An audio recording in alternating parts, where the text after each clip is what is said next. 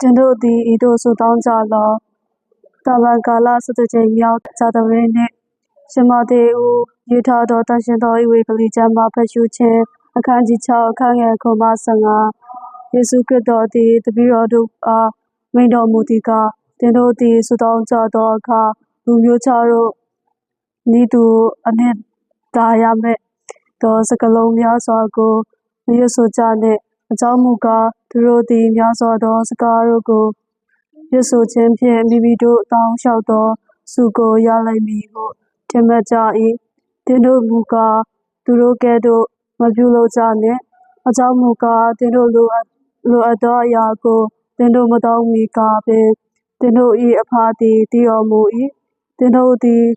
ဤသို့ဆုတောင်းကြောင်းကြရမည်ကောင်းကင်ဘုံ၌ကဝတ်တော်မူသောကျွန်တော်တို့၏အဖ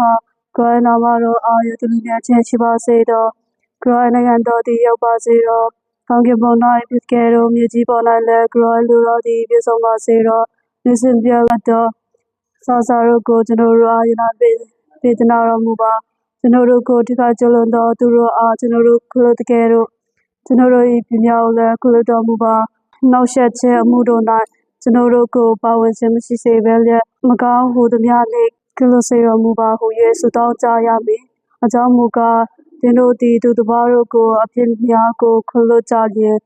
ကောင်းကင်ဘုံ၌ရှိတော်မူသောတင်တို့၏အဖသည်လည်းတင်တို့ကိုခလို့တော်မူလိမ့်မည်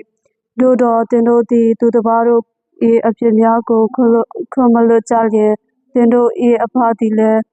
တင်တို့၏အပြစ်များကိုခွလို့တော်မူလိမ့်မည်မဟုတ်ဖျားခင်၏ဤဝေကလေးနှုတ်ကပတ်တော်ပေသည်